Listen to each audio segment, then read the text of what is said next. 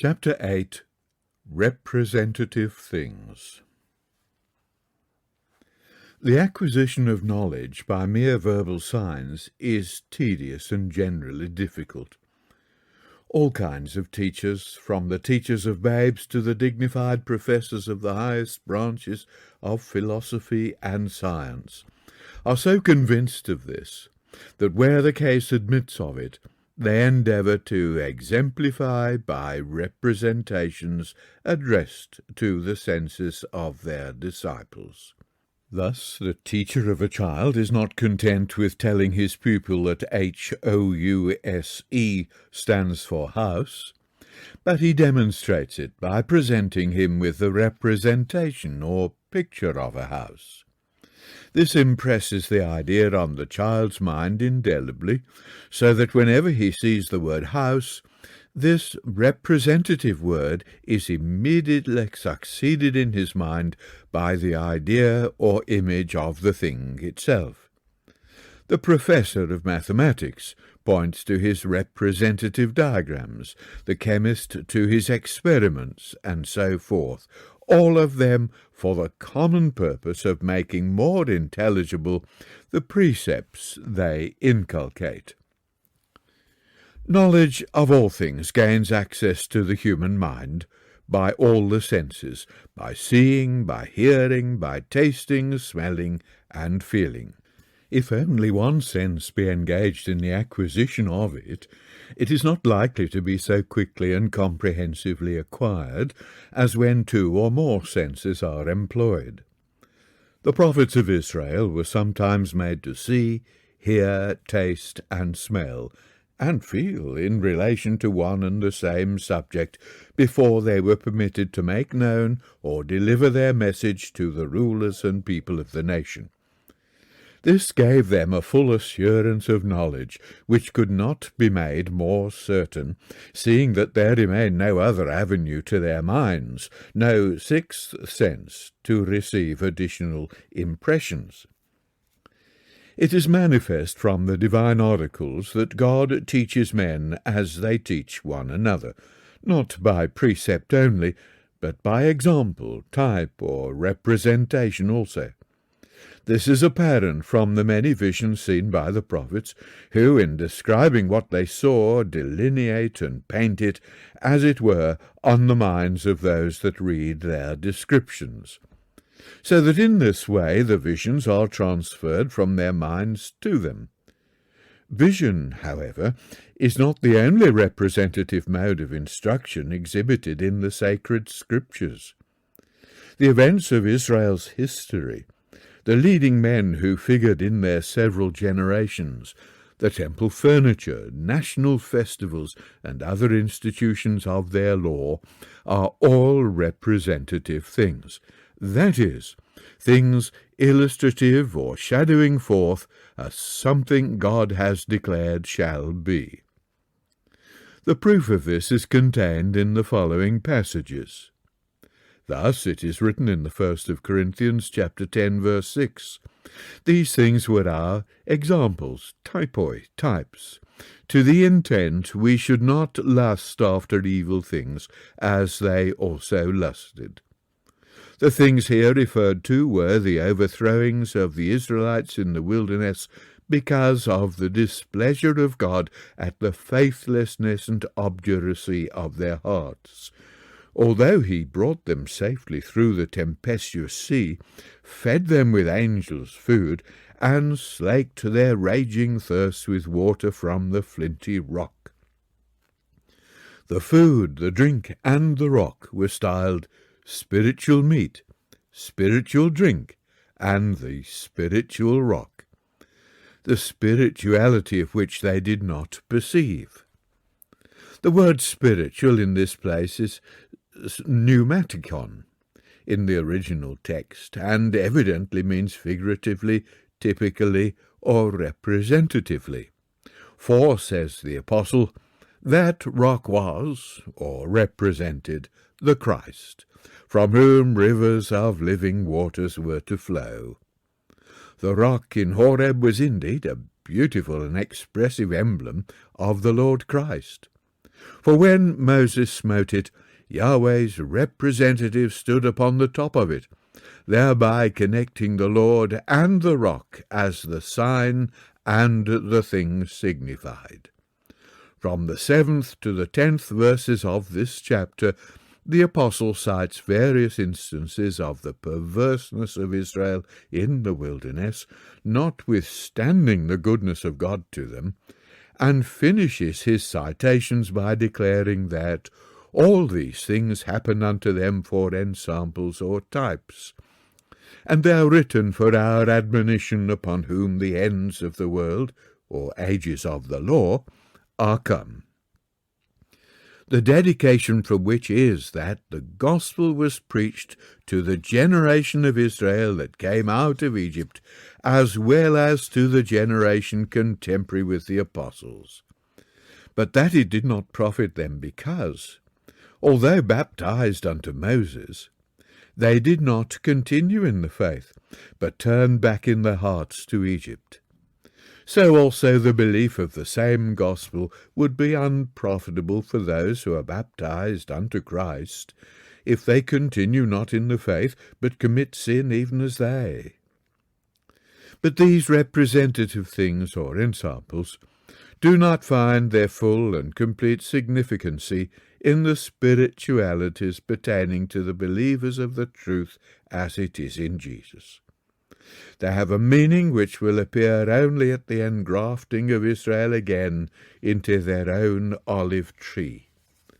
The passage of the Red Sea and baptism of the 12 tribes into Moses is an historical event which has an individual and a national signification. Thus, as the national baptism into Moses released Israel after the flesh from their bondage to the Egyptian adversary, so an individual baptism into Christ releases the believers of the same gospel, or Israel after the Spirit, from their moral bondage to the adversary, or sin incarnate in the flesh. But the national baptism into Moses also represents the future national baptism of the 12 tribes into Jesus as the Christ and prophet like unto Moses, whom the Lord their God was to raise up unto them from among their tribes. They have sung the song of Moses, but they have yet to sing the song of Moses and the Lamb on the shores of the Egyptian sea, in celebration of their second exodus from the house of bondage. The man whose name is the branch, even Jesus, and not Moses, will be the king in Yeshurun, who will divide its waters and lead them in triumph to the eastern shore. Then will the nations rejoice with Israel, for the Lord will have avenged the blood of his servants, and have rendered vengeance to his adversaries, and have been merciful to his land and to his people. Deuteronomy 32, verse 43. The testimony which writes these things upon our hearts is found in nearly all the prophets. A quotation or two must therefore suffice in this place. Let the reader consult the 11th and 12th chapters of Isaiah. There he will find that a branch is to grow out of Jesse's roots, who is to judge the poor with righteousness, and to strike terror into the hearts of his adversaries, at a time when the earth shall be full of the knowledge of the Lord, as the waters cover the sea. In that day of glory and intelligence he is to stand as an ensign for Israel and the nations, around which they will all be gathered in one glorious dominion. The introduction of that day of rest is to be characterized by the assembling of the outcasts of Israel, and the gathering together of the dispersed Judah from the four wings of the earth a second time. A return from Egypt is especially referred to in the 11th and 15th verses, in the latter of which it is declared that the Lord, that is the branch, shall utterly destroy the tongue of the Egyptian sea, that is of the Red Sea, And with his mighty wind shall he shake his hand over the river Nile, and shall smite it in the 7 streams, or mouths, and make go over dry shod. This can only refer to the future, for there has been no second gathering of the 10 tribes called Israel, or of the 2 tribes styled Judah, since the first gathering of the latter from the Babylonish captivity.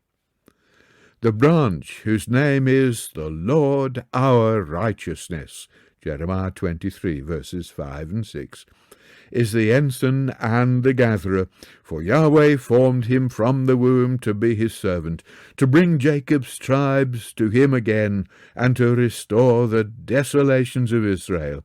Isaiah 49, verse 5, 6, and 8.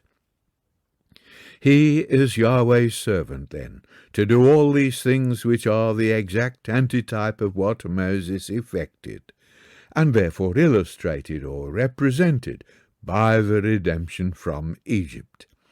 As it is written, "There shall be a highway for the remnant of his people, which shall be left from Assyria, like as it was to Israel in the day that they came up out of the land of Egypt."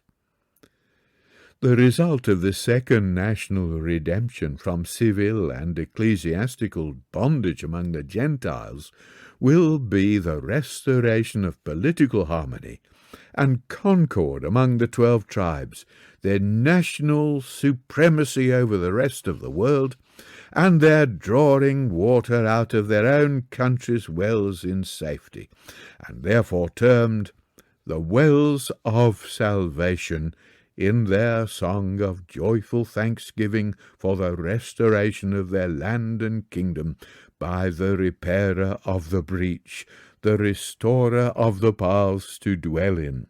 Isaiah 58, verse 12. Once more, the national probation in the wilderness of Egypt for 40 years under Moses is also representative of the individual probation of believers subsequently to their baptism into Christ, and of the national probation of the 12 tribes in the wilderness of the people previous to their being brought into the bond of the covenant and into the land of Israel. That the Mosaic probation is representative of spiritual or individual probation appears from the Apostles' reasoning in the 3rd and 4th chapters of Hebrews. The exhortation in the 95th Psalm, which he quotes, he applies to the believers in Jesus and to Israel at large by connecting the 2 classes of the commonwealth together in his reasoning. The testimony in Ezekiel shows its applicability to the 12 tribes hereafter as well as to the children of the promise in the days of Paul. Let the reader consult that prophet in the 20th chapter from the 33rd to the 38th verse inclusive. He will there find that similar things are to be enacted over again, as have already transpired in the days of Moses. Israel is to be brought out from the countries wherein they are scattered with a mighty display of divine power. They are to be brought into a wilderness where, says the Lord, I will plead with you face to face, like as I pleaded with your fathers in the wilderness of the land of Egypt. So will I plead with you. The carcasses of the rebels are to fall there, so that although brought into the wilderness from their present houses of bondage, they shall not enter, saith the Lord, into the land of Israel. In other words, they shall not enter into his rest under Christ when he sits upon the throne of David in the land. The twofold representative character of the ensample supplied by the history, the typical history, of Israel in the flesh arises from the nature or constitution of things pertaining to the kingdom, which is to be restored again to Israel, styled the kingdom of God and of Christ. There are 2 classes belonging to this kingdom, the members of which must necessarily be proved before they can be admitted to its organization. Neither class can be dispensed with in this organization, yet both must previously pass under the rod, that the approved may be manifested. These two classes are the children of the kingdom, Matthew 8, verse 12, after the flesh, or the natural descendants of Abraham in the line of Isaac and Jacob, and the children of the kingdom, Matthew 13, verse 38, after the Spirit, or those of Israel and the Gentiles who believe the promises, the exceeding great and precious promises of God, and are therefore styled also the children of the promise, who are counted for the seed. Romans 9, verse 8. Israelites, according to the flesh, are the natural-born subjects of the kingdom, and therefore God's people in a political sense. The generation that came out of Egypt was proved and found to be unfit to occupy the land as the subjects of the kingdom and commonwealth under the first or Mosaic constitution. It was therefore destroyed in the wilderness, and their children of the next generation, previously trained by Moses, were planted in the land promised to the fathers. The descendants of this generation of the tribes of Jacob, now scattered among the Gentiles, are as unfit to occupy the land of Israel as the subjects under its new or second divine constitutional covenant, as their fathers were, whose carcasses fell in the wilderness. Nevertheless, unfit as they may be, they will not be condemned unproved should the kingdom be established contemporarily with the present generation. They will be made of necessity to pass under the rod, that the turbulent and rebellious spirits among them may be purged out. For if they were permitted to occupy the land under Jesus as the King of the Jews, they would prove as ungovernable and disloyal as their fathers, who exposed him to ignominy upon the accursed tree. But the generation of Israelites according to the flesh, which shall be approved as fit to occupy the land when the kingdom and throne of David are re-established, will not furnish inheritors of the thrones of David's house. These are taken out from Israel and the nations upon the principle of faith in the gospel of the kingdom, perfected by good works. A son of David, such as Solomon or Hezekiah, cannot occupy the throne of David under the future constitution simply because he is David's son according to the flesh. The flesh profiteth nothing in relation to the honour and glory, might and majesty, dignity and renown of the kingdom. The throne must be occupied by that son of David who has been made perfect through sufferings, who, though a son of God, yet learned obedience by the things which he suffered. Probation must precede the introduction of either class as elements of the kingdom, which, though essentially dissimilar, yet pertain to one and the same institution in the relation to one another of rulers and the ruled. The king, having passed through a probation of great suffering to the joy that yet awaits him, it is not to be supposed that those who are to rule with him shall enter into that joy without probation also.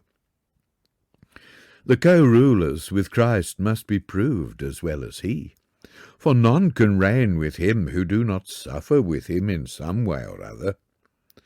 A tried and approved nation and tried and approved rulers will constitute the kingdom of the age to come. The probation of these, that is, of the nation and of the rulers at different periods, is represented by the things that happened to the nation and rulers under the law, the one constitution of things being typical of the other. Hence the twofold signification of the types. The law of Moses constituted things which are remarkably representative of the realities of the age to come. These realities are styled the substance or body, of which the institutions of Moses are the shadow. And because of this intimate relation between them, he was strictly enjoined by Yahweh to see that he made all things precisely according to the pattern he had showed him in the mount. Hence they are styled the pattern of things in the heavens, which things in the heavens will be manifested when the kingdom and throne of David are established by Jesus under the new constitution. The patterns are the representative things of the law, which constitute the form of the knowledge and of the truth. Romans 2 verse 20, Hebrews 9 verse 23. Among the representative things pertaining to Israel under the law are certain men who are styled in the English version men wondered at, or as it reads in the margin, men of sign. That is, typical or representative men, men representing some other person than themselves. Joshua the son of Josedek and his companions are expressly set forth as typical men. So are Isaiah and his children. He said to Ahaz, Behold, I and the children whom the Lord hath given me are for signs and for wonders in Israel from the Lord of hosts, who dwelleth in Mount Zion. Paul quotes this in Hebrews and applies it to Jesus and his brethren, the children of God. Hence the prophet and his children Shear-Jashub and Maher-Shalal-Hashbaz were signs or types of Jesus and the saints who are appointed to perform wonders in Israel when the Lord returns to build up Zion.